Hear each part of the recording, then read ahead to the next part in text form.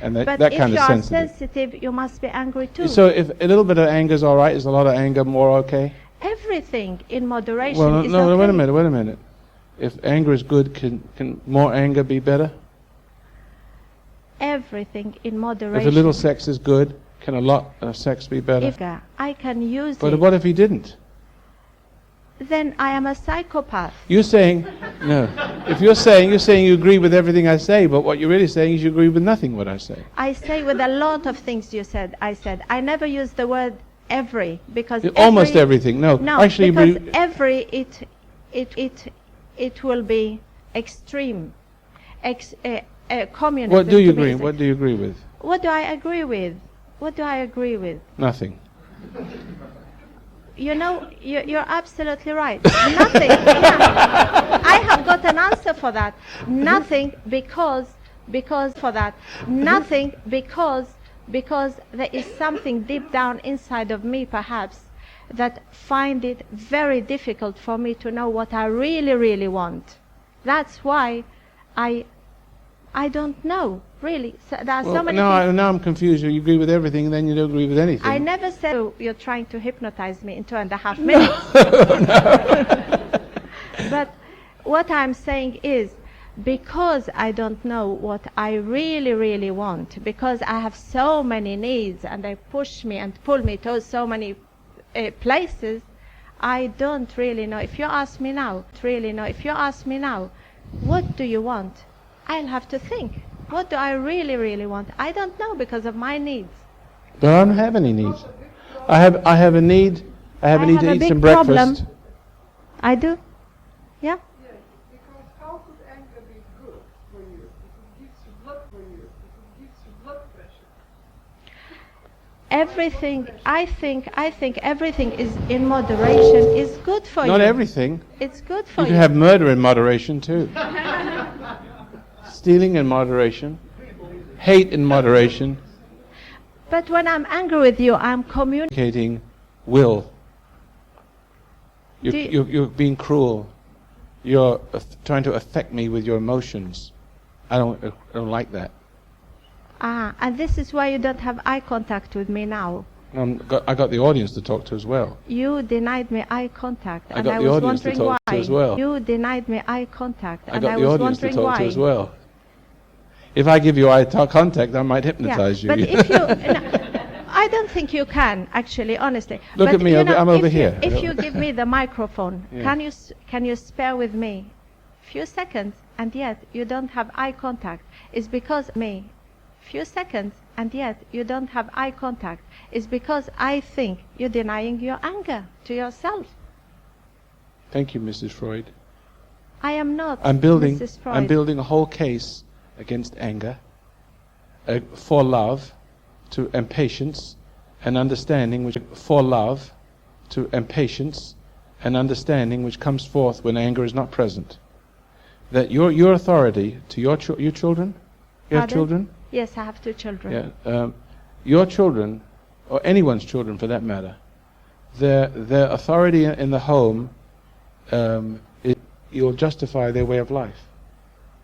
But Yes. if they can try you and you're not angry, and you're not pulled away from your center of being, the light will shine in them, and love will shine where anger is not. The whole Bible is based upon forgiveness, long-suffering, Yes. patience. Circles is taken to such an extreme that you become a pacifist and let people walk all over you. I'm not one of those people, as I said.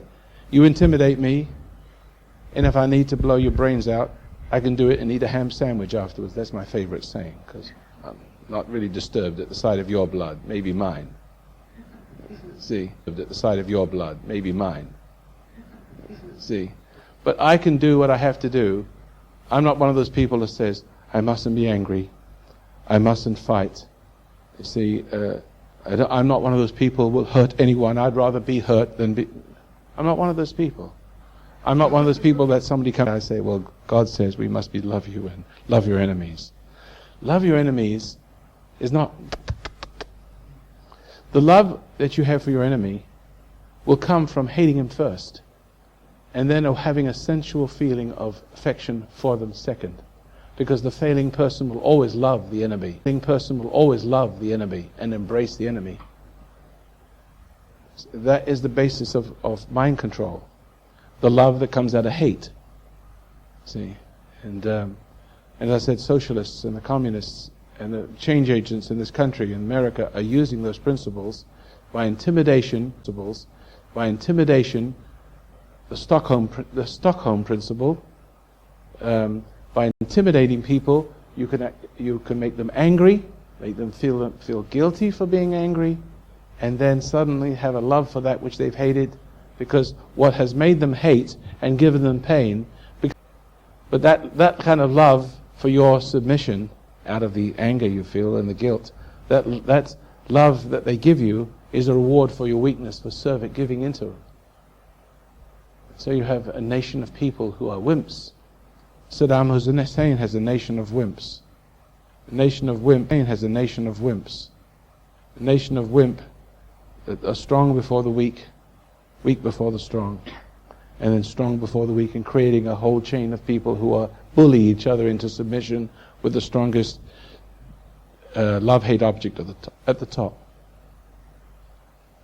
But hate object at the top. But hate separates you from love. Hate separates you from resentment, anger, hurt feelings, annoyed, aggravation, separates you from God's love, from the inner love. So if you want to love your enemy, God's love, from the inner love. So if you want to love your enemy, I love my friends, I don't hate my enemies. Love, don't hate your enemy. Don't resent your enemy. That's the way it is. I think apathy separates you. Apathy comes from the apathy you're talking about is what the British feel towards the pressures they're under. The pressures are always intimidating them to give in, and that giving in is apathy. Yeah. That kind of love for a system that's destroying them is apathy. Therefore, hatred is not. Mental patient, anger, you become a killer. If you give vent to that anger, once you see you're being drawn into this apathy, this submissiveness, there'll be a percentage of the country that will try to rebel and express open hostility towards the socialism. And it's a principle of the mother-father relationship. Men will first become wimps, and often become wimps in relationship to the service that the government, their wife, is providing. When they realize that they are wimps and their masculinity has been compromised, then they use violence, and their masculinity has been compromised. Then they use violence to cause the woman to submit to their wishes. And that way they think they're getting the woman to submit to their wishes without being subject to it. They don't want any love. They'll beat her in the ground for sex. But even then, a woman who submits to sex while beaten into the ground is only encouraging the man to be violent. She's encouraging him to be a spoiled, brutal man. See? So the backlash from the sensuous love, where men are compromised in their souls and their values and turn into animals, is either wimphood, you become a wimp thinking like, and then you become a prime minister. You become a politician, and then you're all women. They're men, women. They're, women, men. And they think like women, and they seduce like women. They confuse and bamboozle like women do. And they create anger in the population and submission. And they create anger in the population and submission. And they reward the ones that make the most noise, and they nurture the ones that are wrong. They're ones that are violent. But the backlash to this kind of slow stifling of the soul of a nation, where more and more taxes are being used and inflation used to substitute for the fact that less and less people are working, and more people are government not working, giving out the money to people who are not working, frustrating the people who do work, driving them to drugs and drink, and say to hell with it. I got too many taxes. I got too many taxes to pay. The inflation is so great. I can't save anything. I can't build anything. I'm going to give up my business. Pretty soon, the inflation becomes so great, because that's the only way such a government can work. It's got to keep giving and giving and giving, and then pretty soon there's no one to take it from. Then you have a Hitler Germany which collapsed, where there's no one to take it from. Then you have a Hitler Germany which collapsed, where a person's life savings could only buy an egg. See? So then you have rage, and then you have the man, the Hitler, the violent man that represents the Hitler in all of us, the rebel in all of us, right? Female social system. Did you know what Aristotle said about republics? You don't have anything here. You don't have even a democracy. But he said, America is a republic. Aristotle said 2,500 years ago that masculine republics deteriorate to feminine democracies. And from there, covert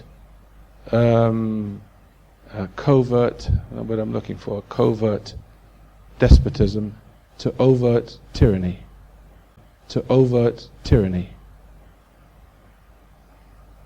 That's exactly that's the order. And what you happen in marriage, you have a masculine republic deteriorating into a feminine democracy where she's in charge and he isn't.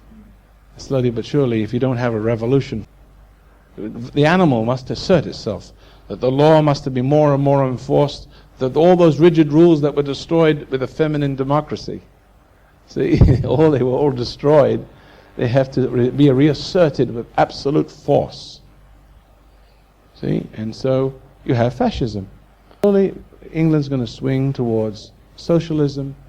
Fascism you'll either wimp out the socialism, and the whole world will be a third world system. One world, third world. Everybody reduced to the same miserable common denominator. You may have a resurgence of right-wing, knee-jerk, reactionary fascism. But I have to tell you, feminism is more dangerous than fascism. It's more subtle.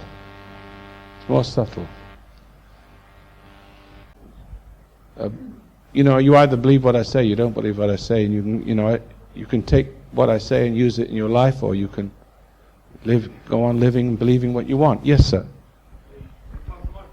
Yeah, could you pass the microphone back?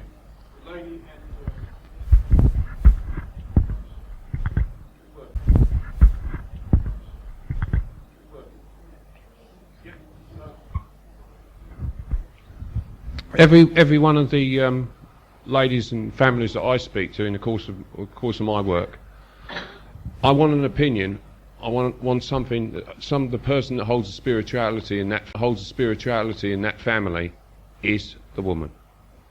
There's none from the man. I mean, I might have some, but he's given it up. That's right. What you were saying, Roy, about what's happened to this country, I hope some intelligent people start to speak up about what is happening, because they know that every week there's a new law being passed. Men. Not that against children. The homosexuality one that came in very nearly, but just a few votes stopped it being age of 16. That's school children. They were going to allow buggery with that.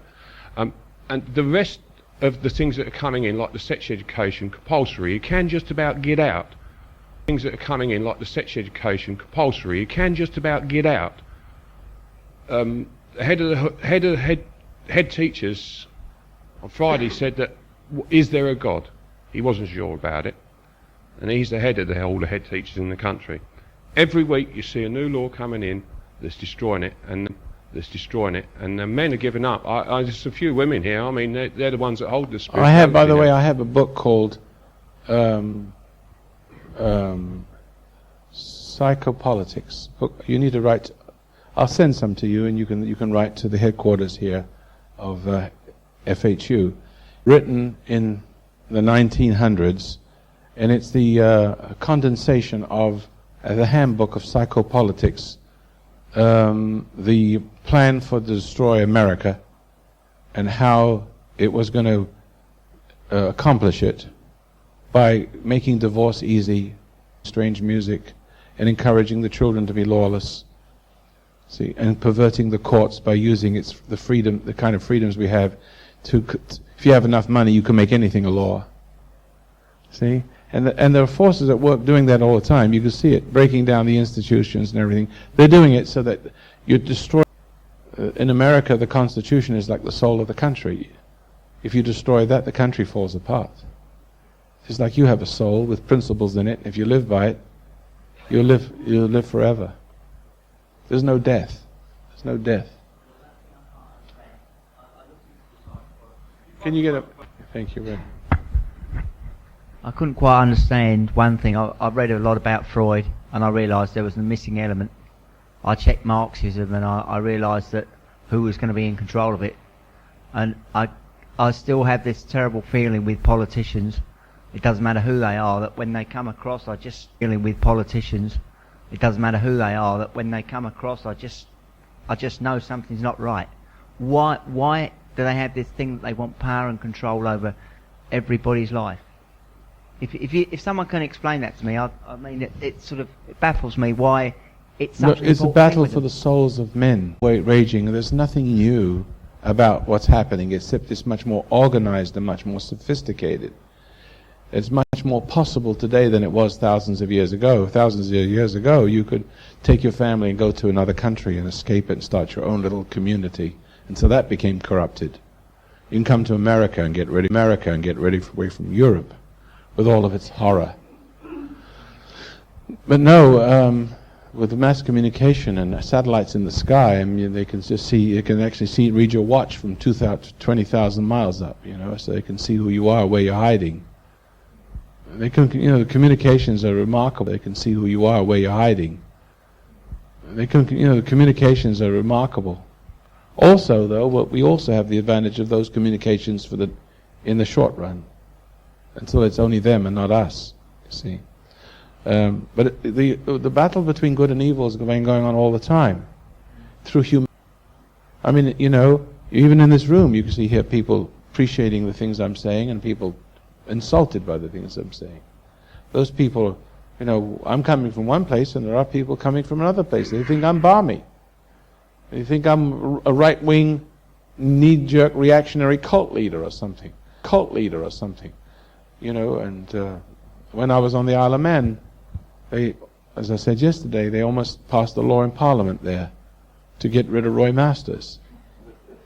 Because all of the women and all the little hypocrites in that little area, who had learned religion to justify their little area, who had learned religion to justify their secret rottenness. Death warmed up. Those religious people are just death warmed up. And so I can see them all dropping their monocle in their soup. You were the only person, Roy, that mentioned put the unemployed and put Just like I said, it's just a matter of time that we're going to be on the street. See, what's happening is you're developing a whole underclass that's hostile to us who have things. See? No one's mentioned yet. I think it was last week on Thursday, I put the radio on LBC, and there was a report on the radio. Teenage person has risen 25%. Oh, sure. In 5 years. Of course. I don't know what to do.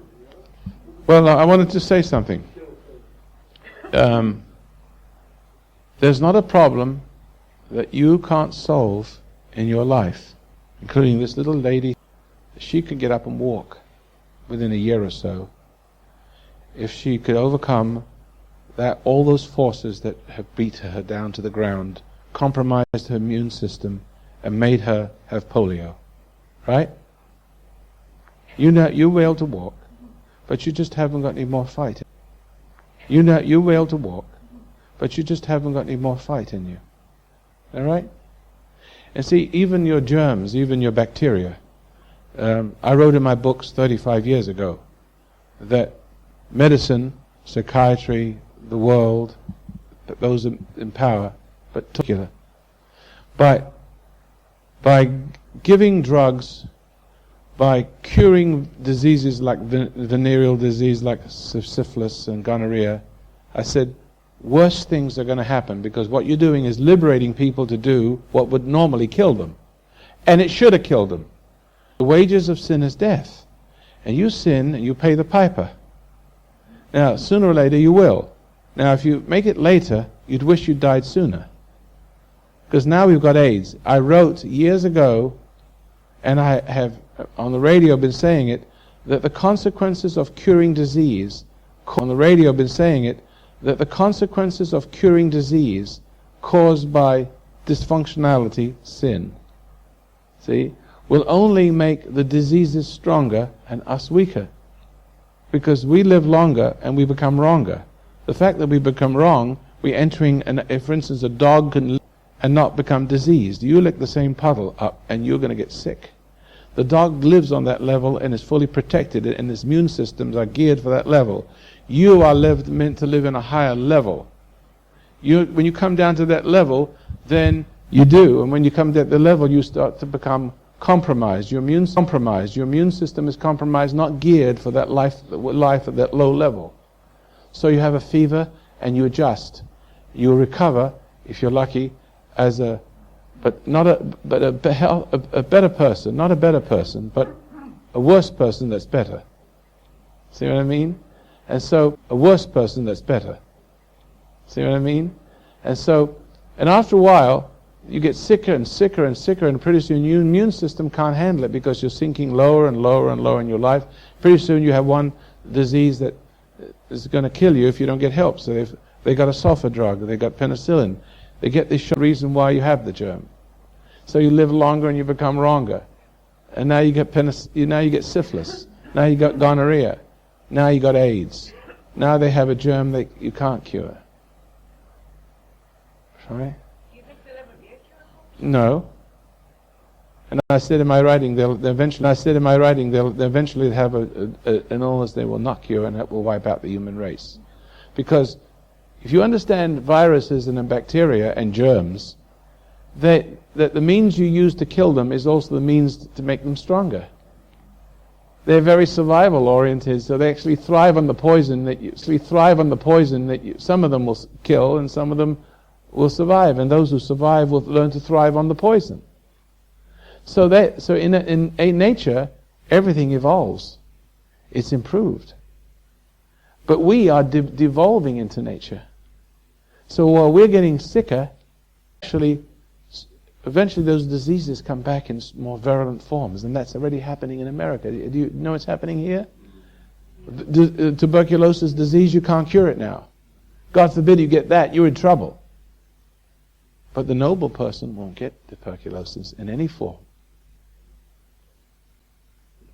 It is dealing with that. See, it doesn't come down to that level. See, a common cold. I've learned that how the common cold, even the common cold, is the same virus in a different form. Eventually, it kills you. You have to start a different form. Eventually, it kills you. You have to start taking shots. And I've learned that even the common cold can be, I can sleep next to my wife and she has cold, coughing, hacking, and I'm not getting cold. And I don't say I don't get a cold, I'm just seeing the reason cold. And I don't say I don't get a cold, I'm just seeing the reasons.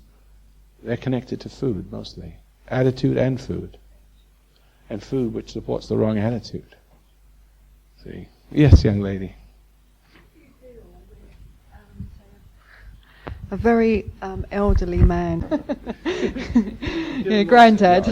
My granddad. I keep my age very well. Somebody who's gone through life, been very, very successful, puts everybody down, very, very argumentative, and if you're not agreeing with him anymore, yes, if you're not agreeing with him, put him in an old age. I mean, you were talking about treating people in a dignified way, like dirt. Yeah. But No, certain people. What sort of action would you take with somebody? Okay. What you're doing, you've got to be very careful about anybody who's willful. If you resent, there's two ways of dealing with your father or a father-in-law. Is it your father-in-law? There's two ways you deal with him. You resent him. You feel guilty. He makes you do things for him. He learns to be more willful. He makes you do things for him. He learns to be more willful, like a spoiled brat that he is. He's always had his own way. He's always intimidated And you are a bit of a psychotic person, sorry to say, but I recognize you as a kind of weaker person who gives in. Otherwise, you wouldn't be answering the question. I know how to deal with that father-in-law of mine. And you've got two choices. Throw him out, but throw him out calmly. This is your choice. Throw him out, say, no, look, father-in-law, you're not going to intimidate me anymore. You're living in my house, our house, and we'd love to have you, but we're not going to put up with your crap. You have foreigners coming to this country demanding that they teach Hindustani in school, that they have a language. And they even want the British language. They may even go as far as to say, well, we want a second language. It's Hindustani. What a nerve. If we don't know how to deal with that, we'll get upset and accommodate them. SOB of that father, to let him get away with that. He's got away with it all his life. And your soul is on the line here. You're going to have to say to that father-in-law, you have to stop being rude. I'm not rude, you're stupid. No, I just said, we are trying to help. I'm just speaking out loud. You don't have to use those words. You've got a choice. You can behave yourself or you can leave. I'm going to give you two choices. I'm going to give you one more chance. You look at it and be gracious and be thankful that you're here, that we are happy to help you. We love you. But if you're going to be continuously intimidate us to submit to you, then I'm sorry, you're going to leave. Now, you might not want to do that. You might just ignore the fact that he's an old bugger and he's going to die anyway, and good riddance to bad rubbish attitude, and good riddance to bad rubbish attitude. I don't mean even if it is his father, because not all fathers are good.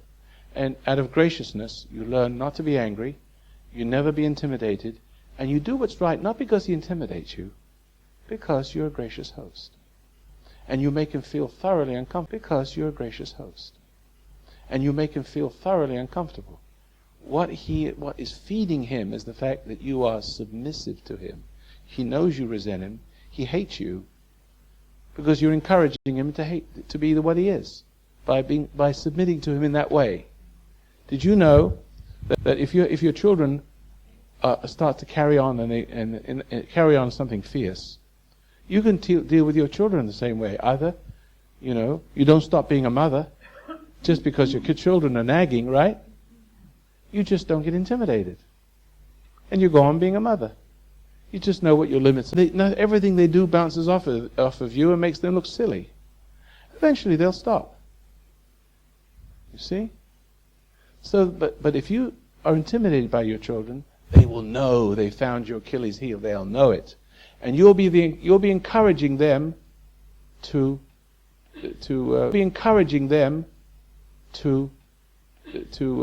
be spoiled, to scream to get their own way. And you will be supplying the energy for them getting worse. But graciousness can do the same thing. It doesn't stop you being a mother it doesn't stop you from being gracious host to you being a mother it doesn't stop you from being gracious host to your father-in-law. See? Except don't be intimidated. If you're intimidated, you are feeding his madness with your soul. Who understands that? Did you understand it? Did you understand it? Did you? Don't look. Yeah.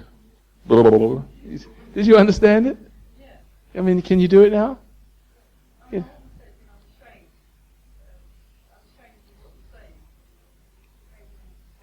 And he doesn't care about it. Yeah. So what's your no? It's not whose father is it? Get rid of him.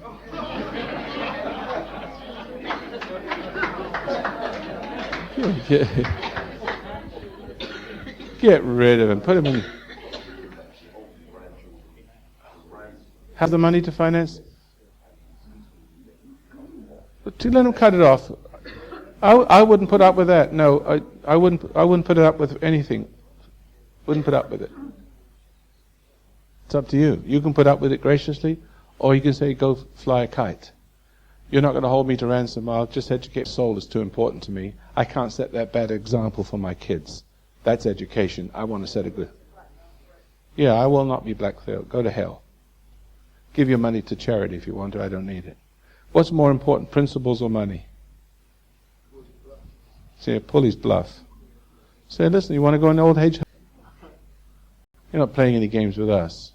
You're not going to be our tyrant. So you're giving up your principles. You don't realize the harm you're doing to yourselves and your children. Oh dear, ex-husbands. An ex-husband's father, my goodness me. Father, my goodness me. All right. You came to life.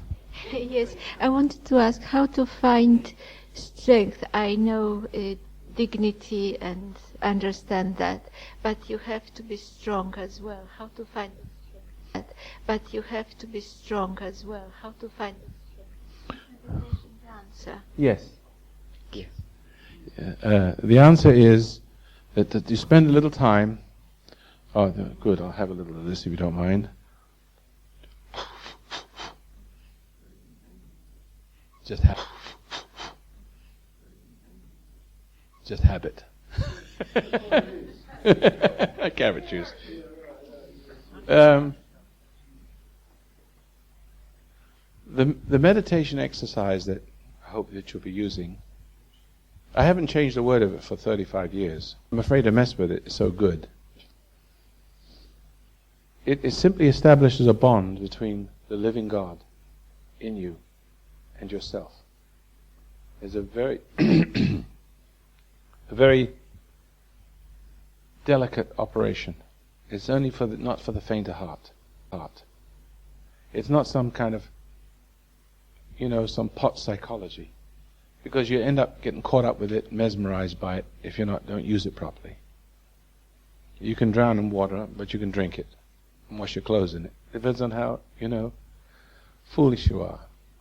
So there's always, foolish you are. So there is always a misuse for something good. But if you use it with a good intent, then you will have strength beyond your wildest dreams. But it's in little things to begin with. And you grow to bigger things. All right? And you grow to bigger things. All right? Yes, that's absolutely. That inner strength is not yours. See, my strength is not mine. It isn't mine. I don't feel strong over others. If you feel strong over others, you're degrading them. Actually, my wife used to say for years, you don't realize how you affect people. You just don't realize. I didn't. All I did was just speak my mind, and I thought, doesn't everybody know this? That's my attitude. But everybody's freaking out around me. But then as I get older, I realize there's a force that I have, and you can sense it. Is that not so? And it's like it's sort of sticking out through me, and it's like projecting through me into the world I live in. It's affecting you, and I haven't hardly seen anything like that before. But I have never thought of it being different from everybody else. Because everybody else acts like me. I also say good morning, good afternoon, nice day, isn't it?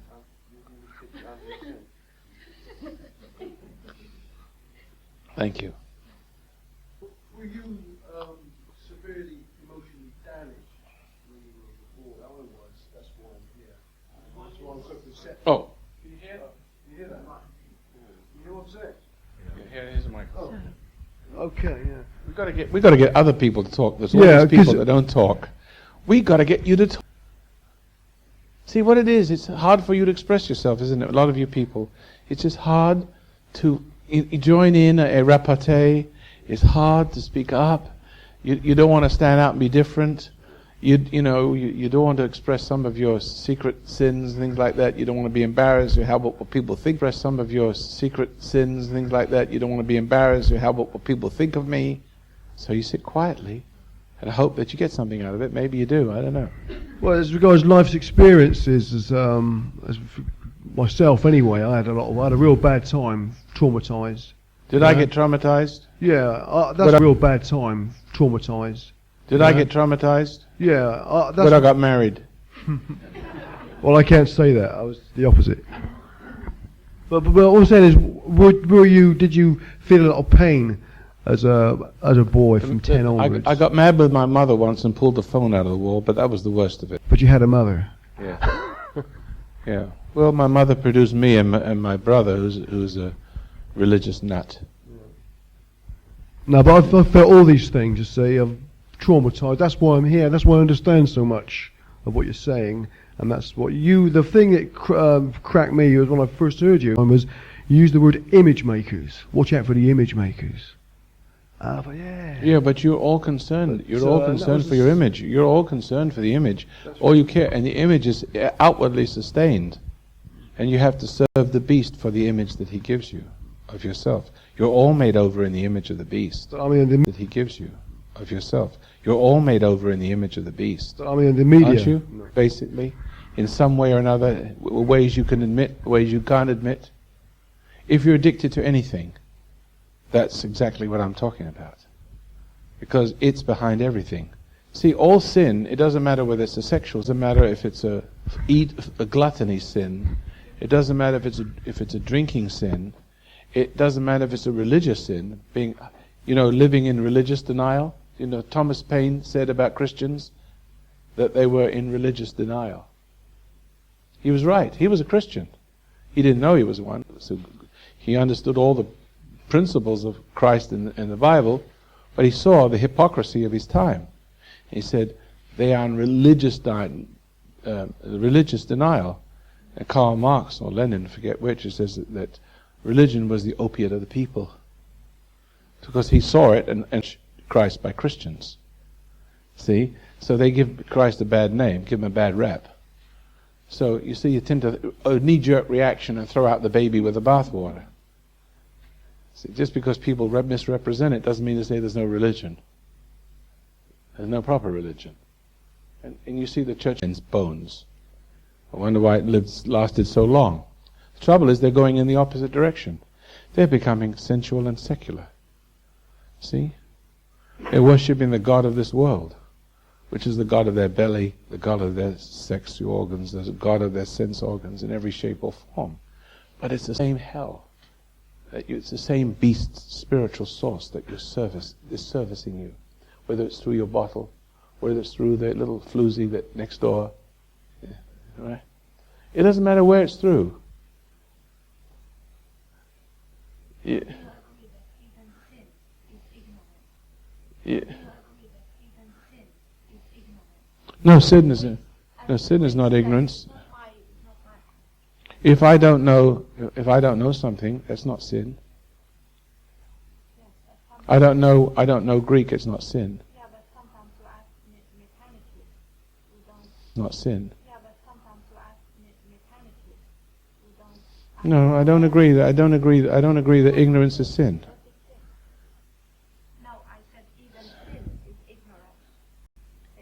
The Bible, no. Sin is to ignore, not want to know the truth, to rebel against truth. Because what we see, this is my truth. Therefore, I'm ignorant of the other truth. I hear what you're saying. I hear what you're saying, and I hear you don't hear what I'm saying. I hear you playing with my words, and I can't communicate with you. I told you. No, I don't know. See what you know what she's doing? I used to do that with people. I say, you're angry now, I'm not angry, and pretty soon they get angry. See? So that's a game. Don't play it with me. No, I said, no, look, no, listen to me. Don't play it with me. Now I can be firm with you. Look, no, listen to me. Don't play it with me. Now I can be firm with you without being angry. Now, and I'll be firm with you. I can be firm with you without being angry. But you want me to be angry. You interpret everything that I'm saying when I'm being short with you. Now, I don't want to get into an argument with you. I said I don't want to get into an argument with you. I said you don't understand what I'm saying, and that's in reply to your question. There's no point in communicating with you because you're playing games with me. Okay, well just sit and listen for a little bit. Maybe we can communicate further down. I'm saying that sin, all that is not of faith, all that is not of faith, the Bible says it clearly, very succinctly, all that doesn't come from within you. as sweet and original and innocent, of the life force, the goodness, the understanding, the truth, the innocence, the way of life that is in subjection to the pressures of the world. That is sin. All that is not of faith is sin. That clears, that to me, that answers it all. Everything that doesn't spring naturally and innocently is not motivated. I remember not meditating one time, and because when I sit quietly, I get my energy from the inside to do the things I do on the outside, you see. Now there's two ways of doing things. Someone screams and makes you do something, or you simply see it's right and you do it. See? It's to do on the inside. Most of us are not motivated from the inside. We don't naturally do the right thing. We have to be forced to do it. You have to have laws. You have to be seduced. Someone has to scream at you. Someone has to pressure you, aggravate you, upset you, annoy you, seduce you. But it doesn't. You can do the right thing, but it's for the wrong reason. So what the right energy makes the good thing that you do whole. As the good energy passes from you and it comes from that source, it comes out differently to other people without hypocrisy. Because your children see you go to church and you become a hypocrite. You come home and you act like a Christian, but you're not. You become a hypocrite. You come home and you act like a Christian, but you're not. You're just a devil with a Christian acting like a Christian. Your children can see that right action is hypocrisy. It certainly betrays itself, even though you don't see it, sooner or later. So, I was walking down the street when I got to a traffic light. I waited for the traffic light to change. And all of a sudden, I didn't have the strength to move. I didn't have the motivation. I had to make myself cross that street. I could do it. I felt the difference between what was natural for me to do from that. When I stopped meditating, as soon as I meditate, I got the energy again to do it in the right way. I saw that people who don't have that love inside them have to make themselves do things, force themselves, get upset with something to get something done. You get mad at your work, and pretty soon you have a love-hate relationship with your work and your boss. Is that right? Love-hate relationship with your work and your boss. Is that right? Your anger towards something, the challenge of something, motivates the beast to do it. But the beast doesn't have any love. It doesn't do it with love.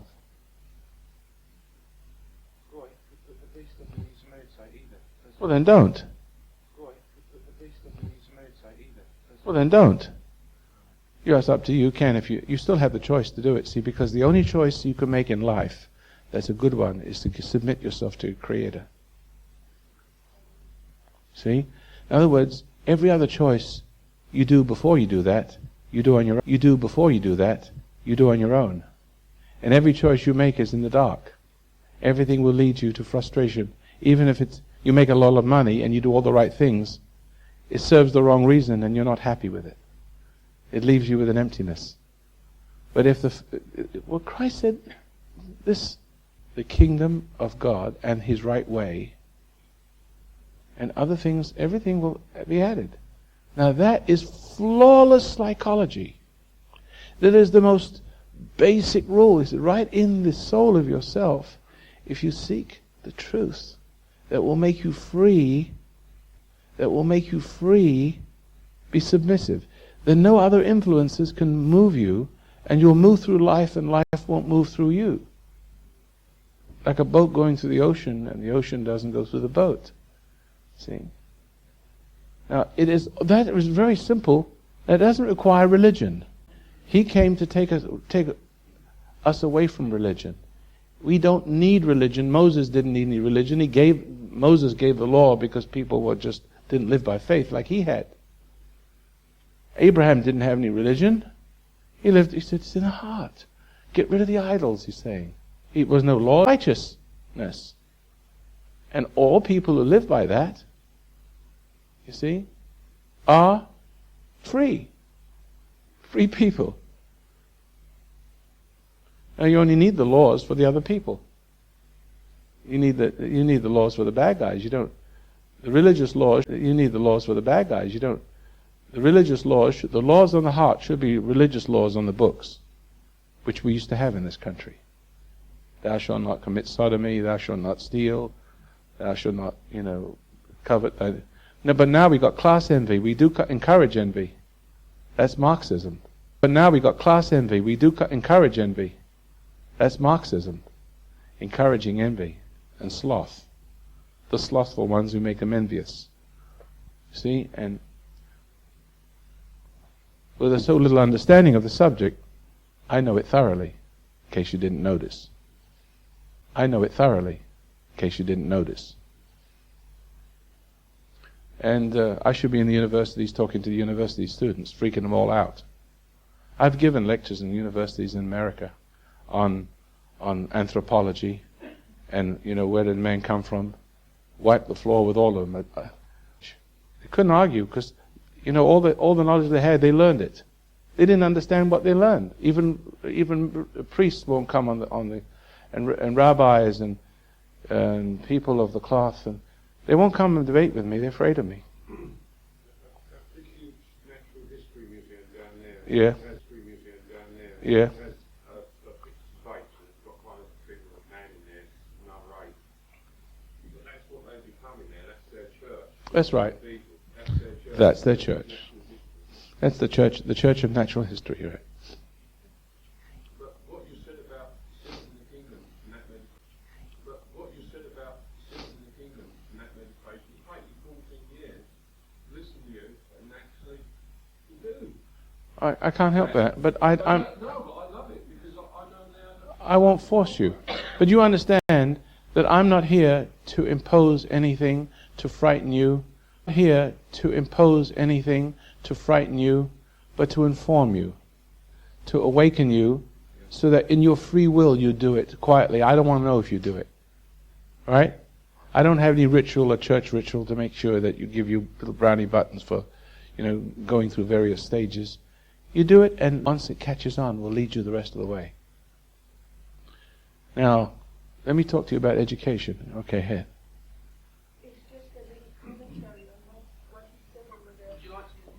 Yeah. I'll just say that I think I shall say this now. I had the exact same experience I was educated as a ASIC. For more information, please write to FHU 27 Old Gloucester Street, London, WC1N